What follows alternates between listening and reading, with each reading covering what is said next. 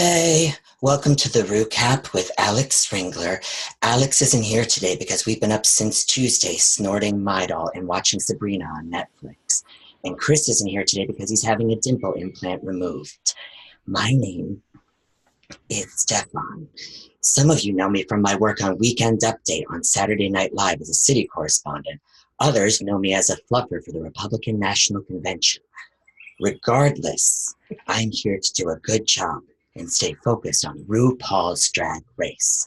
First off, let's introduce our panelists. Let's start with the two co-founders of Drag Queen Database. Here we have Chaz, Bono, and Johnny Bravo. Chaz, let's start with you.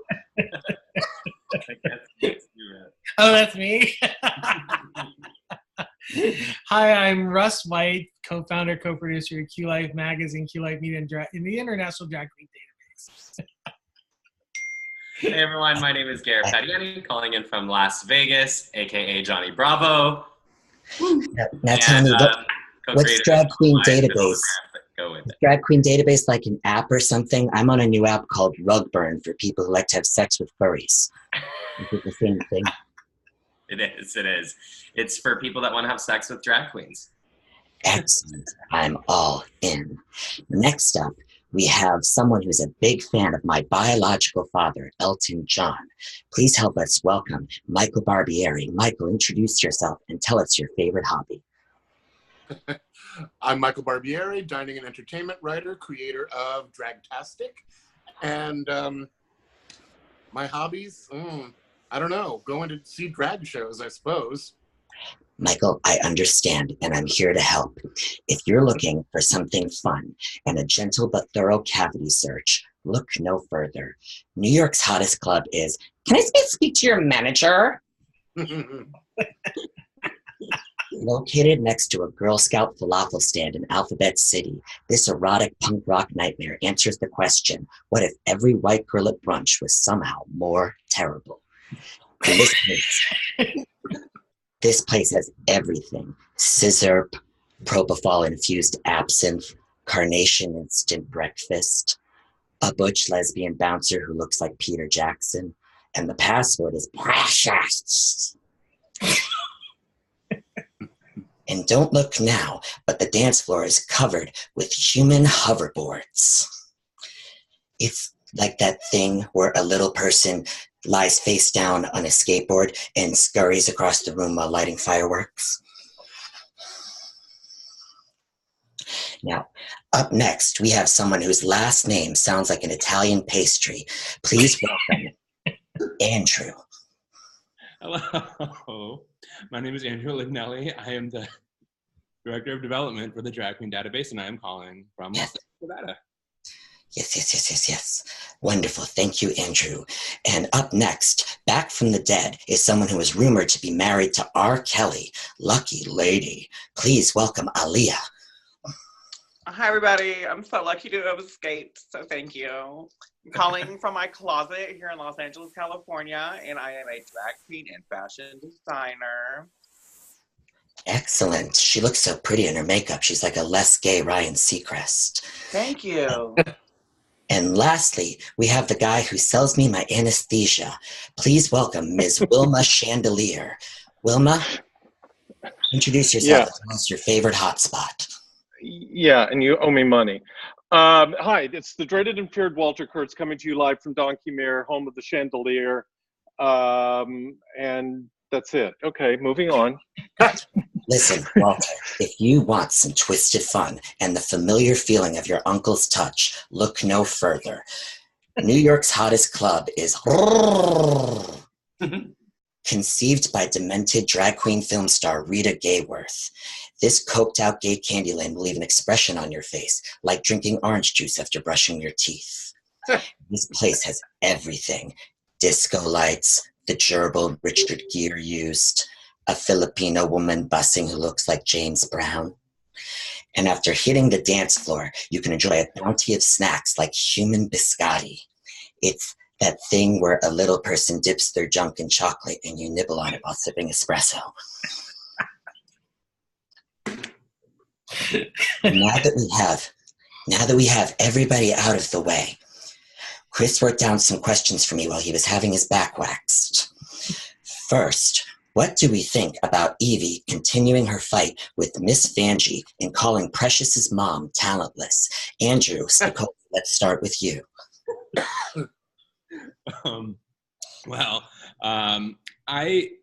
You have to remember, like, when they come in at the beginning of the episode, it's immediately after the runway. So the tensions are still high from last week's episode. So I don't see it so much as bringing it back up or continuing it, but it's more the same episode that we saw last week.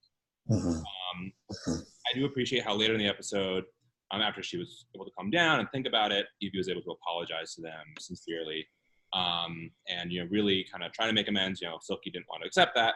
That's her own business. But at least Evie put it out there and let them know how she really felt. Yes, I'm all about putting it out there. Yes. Now, Aaliyah, tell me, what are your thoughts on the same question?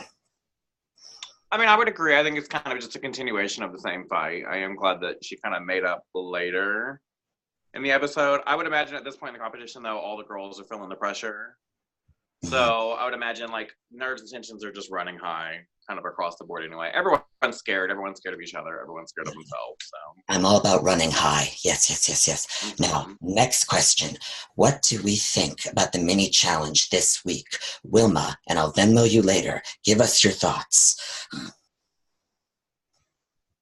Which one's Wilma? That's you, Mrs. Woodcock. I thought it was really good. They got to be funny and do something, and I guess Ru hawked a book again. Yes, but no, I really liked it. I thought it was fun for a change. Yes. Michael, what did you think of the challenge this week? I liked it. I mean, yes, it was obviously created just to hawk Ru's new book, but I do like that some of the, like for instance, Plastique was able to de-glamorize herself and make herself look messy. And I thought that was interesting to see. So I liked it. Yes, we all love a messy drag queen. Yes. Now, next up, what we have was the hardest looking face in show business, Morgan Mcmichaels. Do we think that her appearance was necessary, or did it feel just like filler, like what Alex Ringler gets done by a doctor on Fifth Avenue? Chaz, what did you think? It didn't seem that. I was like, why is Morgan Mcmichaels here?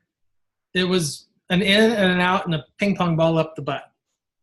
Sounds like my Tuesdays. Johnny Bravo, what are your thoughts on this topic?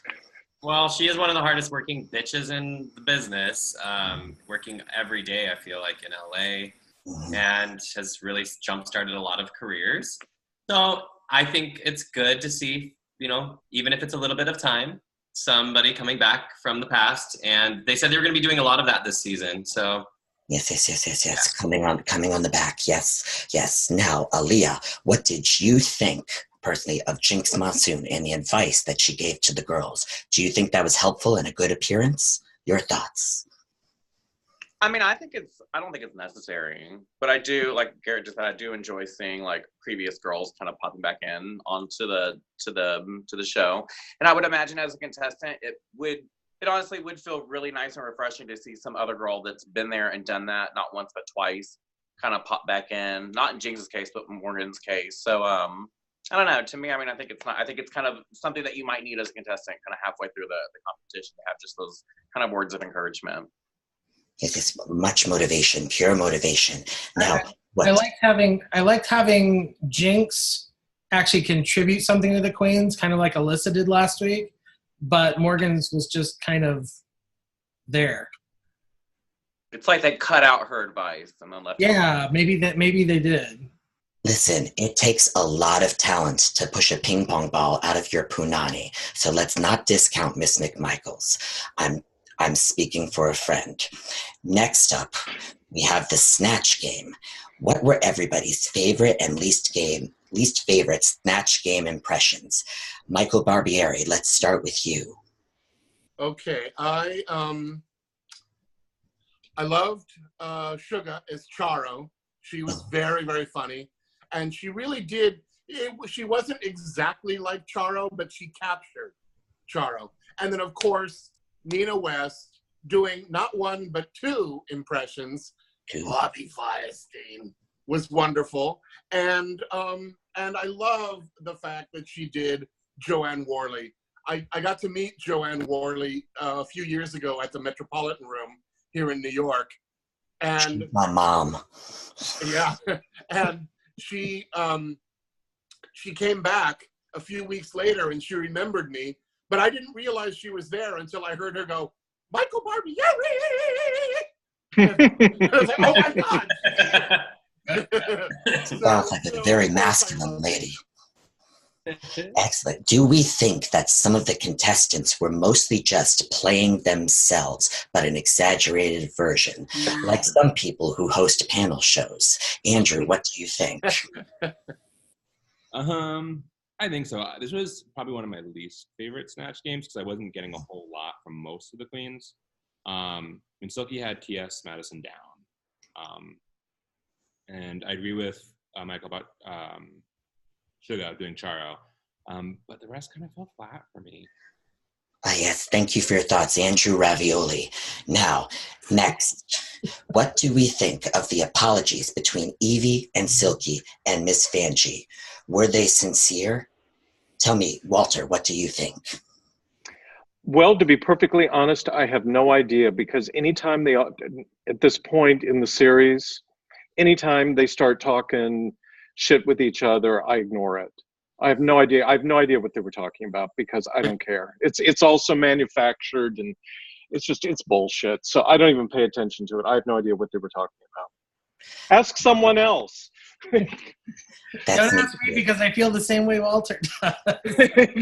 Wow, they're dropping like Hunger Games in here. Garrett, Katniss, what are your thoughts? Well, obviously, like after the show is done airing, you are attached to each other for life. You're on the same season. You have this experience that you go through.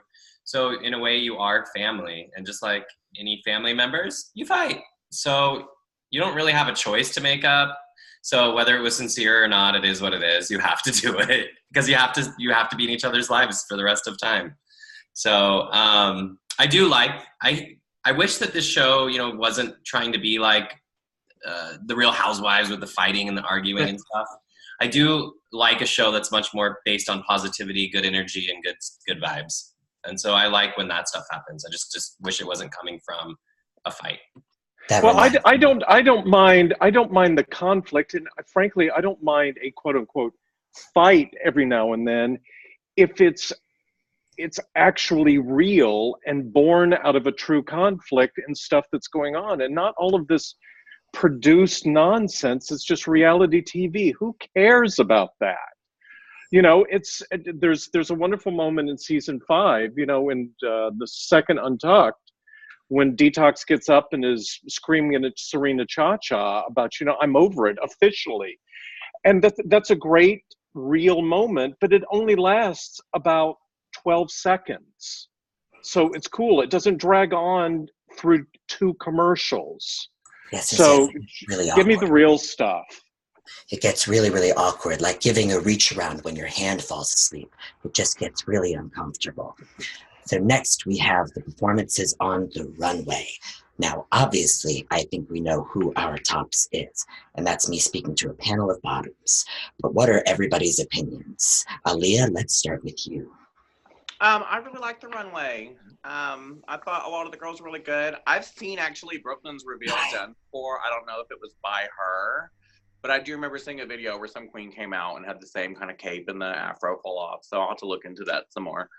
Apart from that, I loved it. Me personally, I'm sure it was RuPaul's favorite dress. Cute on her. Was not personally my favorite gown that's ever walked the runway on RuPaul's Drag Race, the one that Sugar Cane wore. But apart from that, I thought everybody else was pretty consistent. Everybody was in sequin. Miss Vanjie needs to get a new costumer, but we all know that. So, but I thought it was a good runway this week. Yes. And Johnny, what were your thoughts on the runway this week? Johnny Bravo. I actually, between the challenge and the runway look, I think Nina West should have won this challenge. I believe that she was like the most unique and over the top. It's the type of drag that I like to see. So I was a little sad that she didn't win. I liked, I liked Evie Oddly's look after she took off. So what she got red for on the runway, and then the challenge when she did I don't know if I'm skipping too far ahead, but once the hair matched up, I liked the whole look there. That was fun. And that's it. Those are the two that stood out for me. Yes, matching look, carpets and drapes and everything. Yes. Now, do we agree with the tops and bottoms that we have for this week, or do we have differing opinions? Walter, what are your thoughts? The bottoms ultimately were correct. The bottom two. Who was third in the bottom? Oh, Vanjie. So those were the correct bottom three and the correct bottom two, because Brooklyn and Evie were that was a disaster. Yes, an epic disaster. Chaz, what are your thoughts on this? I agree with the tops and the bottoms. Brooklyn showed her ability to fail, but also her ability to just say, fuck it, I'm going for the gold, and pulled through like a champ. Pulled through. The bar went crazy when she did that flip. Like, holy crap. That was so cool. Yeah. I have an addendum. About the tops. The person who won, Silky, should not have won, because even though she was the most entertaining in the Snatch Game, she picked a character who was essentially herself. So the thing that Vanjie was read on about how there was no character, she was just being herself. Well, that's the same thing that Silky did. All Silky did was be Silky and say, I'm really TJ Madison. So because of that, she should not have won. And probably Nina should have won. But was she in the top three ish? I'm tired of Silky constantly just having those big kind of gown things. She needs something. I realize she's a big girl and it limits you with exactly, with all the different silhouettes that you can do and all of that, but you got to find something else.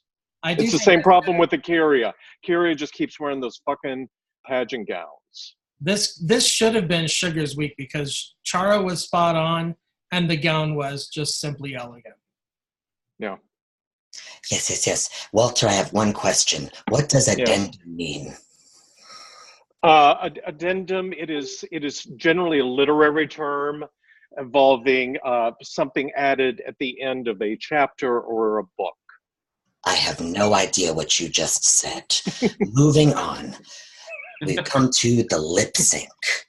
Now, obviously, we all loved this lip sync as well, but what did we think personally? They're so flexible and bendy. They're like beautiful crash test dummies just flipping all over each other.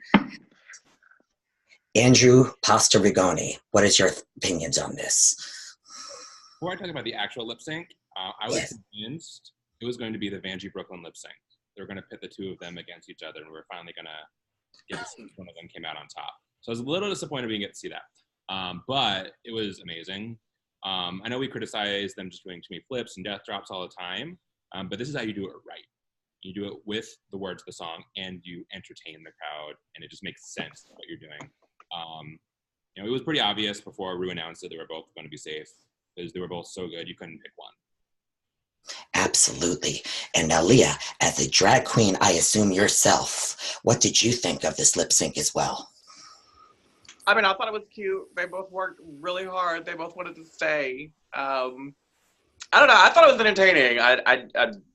It may not be my favorite lip sync of all time, but I would say it was definitely up there. It was definitely a fight to the finish, and I think both girls deserved to stay.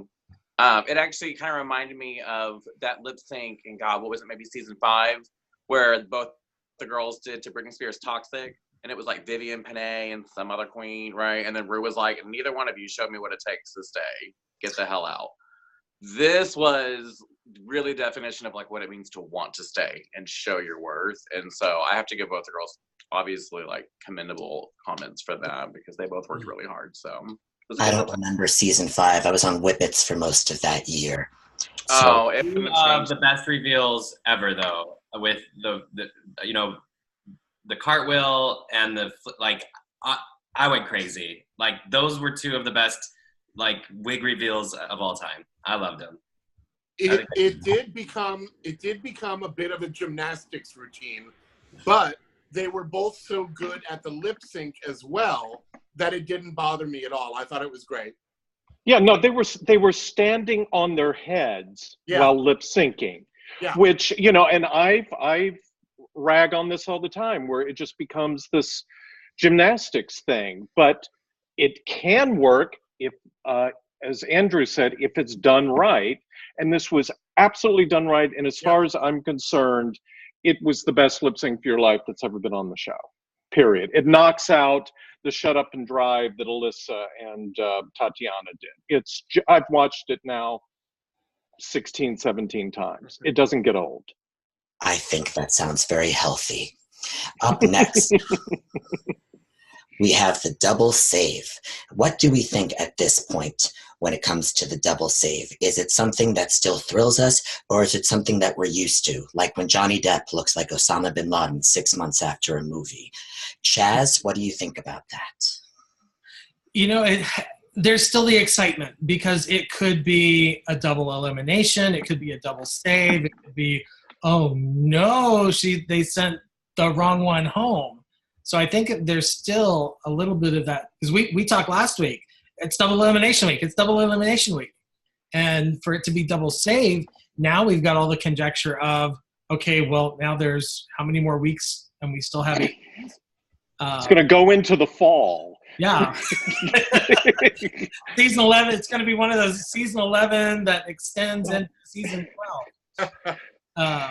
So I don't know. It's I still think it's exciting. I was not until the very end of the lip sync. I'm like, oh, that's got to be a double save because it can't be a double elimination, and you can't send both of them home you can't send one of them home for that.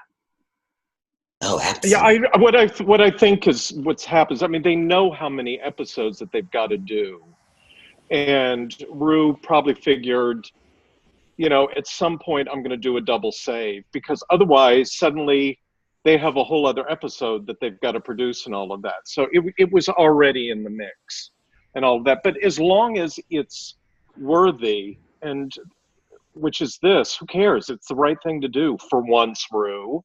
Yes, there are 2 winners. Yes, Rupaul, if you're watching, heed the wise words of Wilma Chandelier. So, next week, we have our reality show something. It's like a Reno 911 sort of deal. I'm not quite sure. And join us next week when Alex Ringler will be back after the gay scientists who built him finish upgrading his software. Until then, I'm going to go do bath salts and watch the 700 Club. Thank you very much for all of the panel here for joining me today. And thank you for watching RuPaul's Drag Race. Have a wonderful day. Bye. Let's give it up for Christopher Henry. Jesus Christ. Jesus Christ. Yay.